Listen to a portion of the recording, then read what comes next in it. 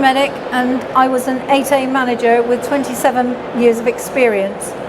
I fought for 3 years and won through the legal system a claim for victimisation after I challenged the culture of sexism, bullying and harassment at South Western Ambulance Service, NHS Foundation Trust. Today, I'm speaking to you on behalf of hundreds of current and former ambulance workers who have been victims of this despicable workplace behaviour over many years. We are not a charity, we have no funding, and we're not appealing for money. We have nothing to prove, we just need your support to end this situation, because we do not want another NHS ambulance worker to go through what we did. Throughout the COVID pandemic, the NHS ambulance service, severely under-resourced, demonstrated why it is the finest in the world. They do an amazing job and deserve all the praise they get. But there's also a dark side to the ambulance service. Right now, at one or more ambulance service trusts, an individual is being tormented to the point of mental breakdown, and worse. Frightened by seeing a white or silver car outside the ambulance service door. Scared of anybody with pips on their shoulder, wondering who's in trouble and what next. A false complaint? A suspension where you're hounded off the premises, not being allowed to talk to your colleagues for fear of muddling the investigation?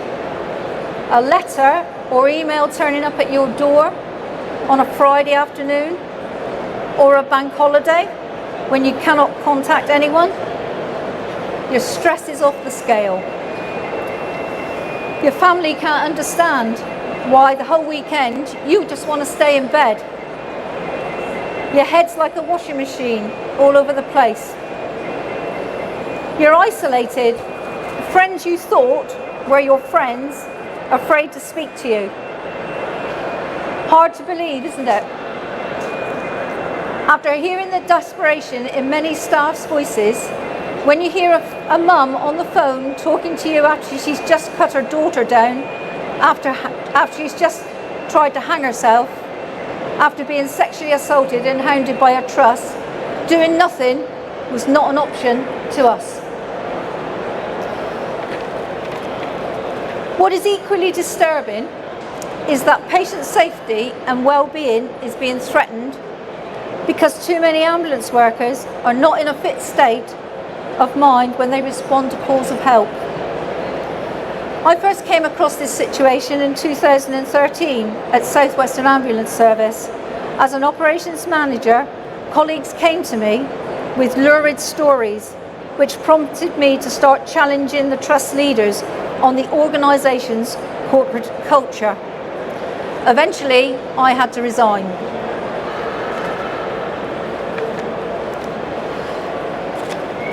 This was the catalyst for the formation of our victims group and the start of our campaign.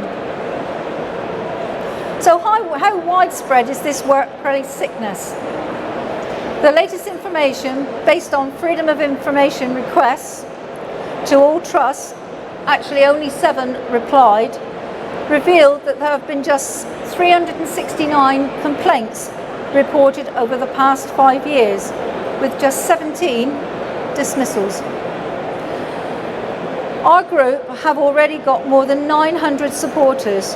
The majority are victims.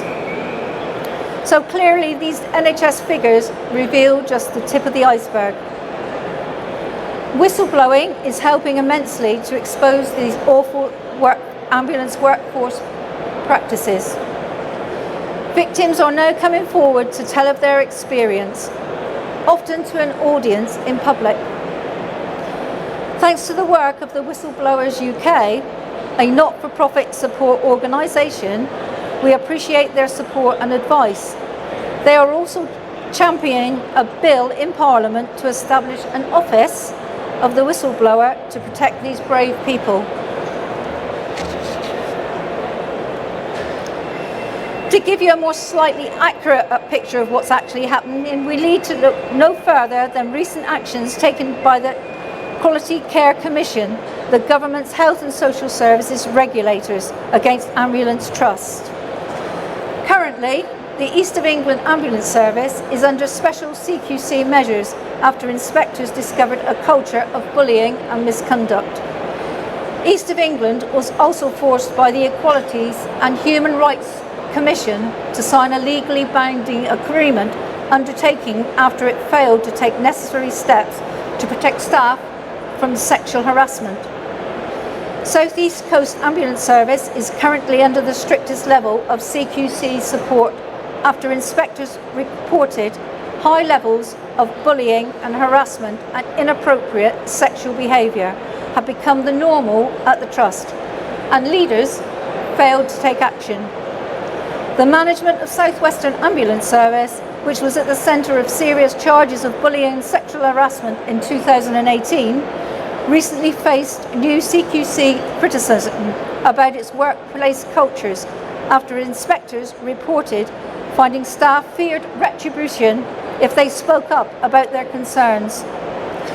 The inspectors called for 14 improvements in the Trust's organisation.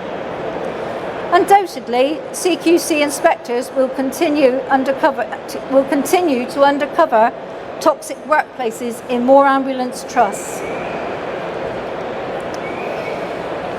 We, our group, have been to Parliament and we were invited by MPs, especially by my MP, which was Geoffrey Cox. The CQC, we've spoke to the CQC, the Health and Safety Executive and all media, TV and papers. David Davis was the only journalist who believed in us. Like we've always said, management will go through the ritual and say, "Oh, we'll put the house in order." The Trust will apologise and promise to put things right, and with a publicly fanfare they will launch many schemes: staying well, freedom to speak up and whistleblowing policies. But they're all under the umbrella of HR, so staff will still feel not safe to speak openly and confidentially. In the final analysis, such actions actually have minimal effect and are little more than paying lip service to a problem. We launched our campaign to expose this workplace sickness and prevent more ambulance workers being tormented to the point of mental despair and suicide. It has 4 objectives. Firstly, a government public inquiry into bullying and sexual harassment in the NHS ambulance service. 2, a change in the law to make sexual harassment a criminal offence. 3, a sexual safety charter signed by all NHS ambulance trust leaders to protect employers. And 4, quarterly publications by the Trust of bullying and sexual harassment complaints and the actions they have taken, so that we know that we've got an actual review. So, how can you help us? Firstly, you can visit us on stand 29 to talk with the victims and sign our petition. That's the main thing, and the other thing is I'd be very pleased to answer any of your questions, and thank you for your attention.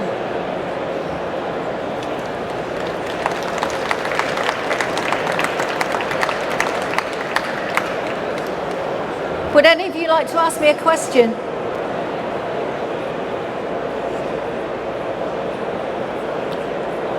If you'd like to come and visit us, that's absolutely fine. It'd be good to see any of you come to our stand. Thank you all for listening.